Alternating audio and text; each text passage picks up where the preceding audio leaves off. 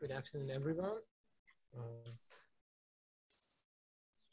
So in the first part of this event, we present you some factual data on the performance of intersections. So what we have done here, the aim is to provide first an evidence-based overview on the journal's impact, and we also try to identify some long-term performance trends of the journal. And for this, we used all kinds of data that we had access to. So first of all, we downloaded all data from the OJS, or editorial system, showing the PDF and abstract downloads of the articles. We also used citation metrics from Scopus and Google Scholar. And we also did a quick analysis of the topics based on keywords and the co-occurrence of the keywords in the articles. We created a kind of network which gives us an idea what are the main topical fields of intersections. But first, I would like to show you a few charts about journal access, simply by showing the downloads for abstracts and PDFs. Abstracts are at the top, PDFs are at the bottom.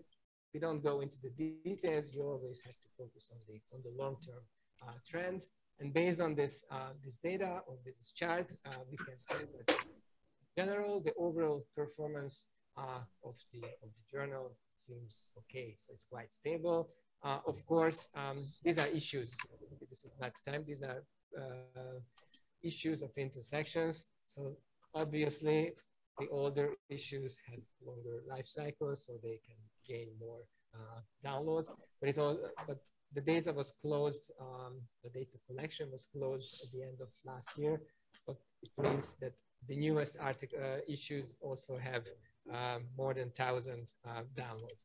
If we are fair with the newer articles and maybe just focus on the life cycle of the first 90 days of all the articles, the trend is even more prosperous. So the latest issues tend to exceed the generally good performance of the first 3 issues. So we might say that there's a growing interest towards the articles based on the data. If we look at the sum of all abstract and PDF downloads by month, this shows the performance from the last 5 years.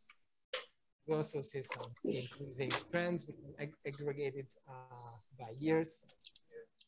Show that from 2018, there's a quite evident increase in the number of downloads. Okay, where are the downloads coming from geographically? This is a very simple map showing the PDF downloads. Here, the data is only available for last year, so this map captures only 1 year data, but we might make a big statement that only in some African countries is intersections completely unknown, but otherwise in most of the countries of the world there is at least one downloaded article in PDF format, which is better in the abstract.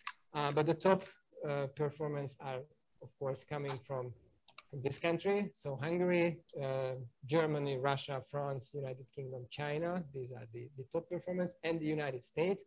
We had some issues because there were a few thousand downloads from one particular city in the US. I think this is some data, web archive or something that I just removed from the data. So based on this, the US is still the country where most of the downloads are coming from. So, yes, this is only, yes. Otherwise, it would be around 10,000. It's a city from Iowa. I've never heard about it.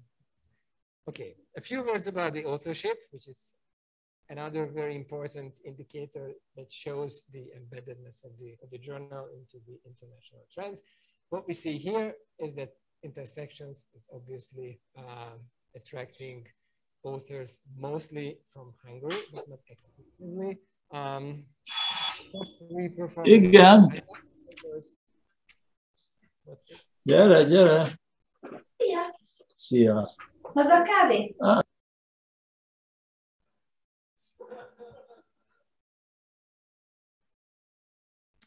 Maybe Everyone is muted. Okay. Okay, so Hungary, Poland, the Czech Republic, and Slovakia, and Romania, these are the countries the authors are coming from. As you can see, we make a sub-region aggregation of the data. Eastern Europe is definitely on the top with all the Hungarian authors, but based on this fact, journal's name and the data that we have is coherent with each other. So this is East European Journal of Society and Politics. But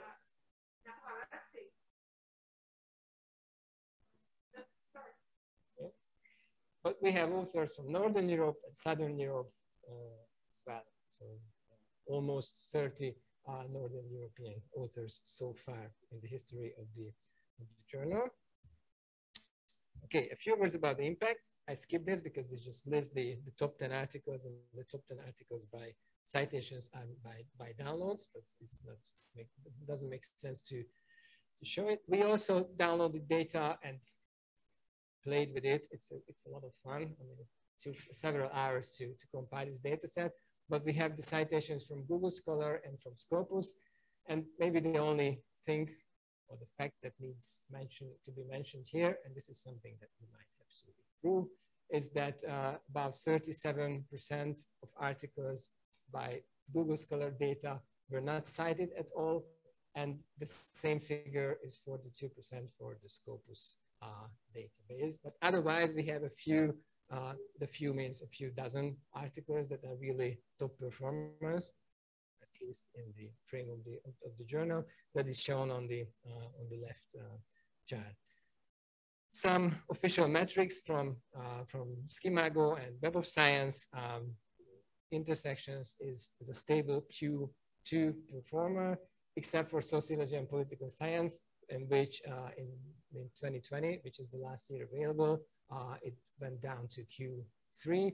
But if we check the individual charts at the bottom, of course you cannot see it, but believe me that the one in the lower left corner and this one here shows that the impact based on citations is not bad. So it's getting better. But officially, intersections is a Q2, can be considered as a Q2 journal. I'll skip this. And the last topic that I would like to mention is a quick analysis of the topics that we were able to identify based on the keywords that the authors provided with their abstracts. On the right-hand table, you can see the single keywords that were the most prominent. It's social, political, Hungary, migration, Roma, European mobility movement, policy participation, etc., etc. So these are the top single keywords, and also in a word cloud on the left side, but it's even probably more important if we try to analyze them as a network. So we had this data available for 175 articles. On average, there were 5 keywords. That's what we asked from the authors. Some of them provide less, some of them provide more. But based on this keyword data, we were able to create a network with almost 700 nodes. So these are the individual keywords, and more than 2,000 relations and connections between them. And I just run a community detection algorithm just to identify which are close to each other. You don't have to read it. I just show you that these all have labels, of course. But if we focus on the core of the network, there are a few topics that are giving the primary identity of intersections in general. And these are words, keywords around Hungary, migration, redistribution, Roma, nationalism, work-life balance, intersectionality, state socialism. So these are the keywords that provide the core. But, and I won't go into the details, but we will circulate this presentation if you want. We just made a separate analysis of all group of keywords that belong together. And based on this, we can identify around 7 big topics in the history of the journal. The first one is around neo-nationalism, far-right racism. That's cluster 1. The other one is below it are related to social movements and again, radical rights. There's a big group of articles that deal with Hungary, nationalism, migration. There's a big network in the upper right corner. There's a clear subsection on work-life balance and all kind of other keywords that are related to it. There's a big cluster around state socialism, redistribution, and Roma. There's another one which have more like a geographical focus, Poland and Lithuania. And also there's one where social media and Romania are together. We had some articles, but we have also a separate, it's also important because, I don't know if the mouse is visible, but it's yes. So it's social media, big data, and all kind of new methods that are present in the journal, which is a good thing. And we have social mobility and related issues. And the last three are intersectionality and we have a big cluster around survey data. So the base articles that use data from the European Social Survey or other surveys like the European Value Survey and human values, attitudes, social welfare attitudes, etc., etc. These are the keywords that define this empirical survey-based cluster. And the last one is on human rights and the European Union, which is more like the legal side of the journal. So in a nutshell, these are the data that we compiled for the report, and just a few summary arguments. Shall I say? Or, okay, I will mostly read it. So besides it, intersections has definitely an interdisciplinary focus, but the journal has an increased emphasis on new socio-political phenomena and scientific approaches, as I told you just a minute ago, like big data, social movements, political participation, work-life balance, minorities, and migration. The aim is now quite clear: to strengthen the thematic focal points presented, plus quantitative and comparative methodology besides the currently stronger qualitative methods. So we are working on moving it to more like a symmetric relationship between the big methodological focuses and not decrease, but increase, not decrease the qualitative, but increase the share of the more quantitative and papers and those that use some kind of innovative big data driven or network driven methods. As I have shown you in the chart, Hungary is still in the geographical focus of the journal, both in terms of its access by users and it's based on its authorship. So we have to work on this. So more efforts are needed to move the focus a little bit outside Hungary. Maybe we can stay in Eastern Central Europe, but that's a clear objective.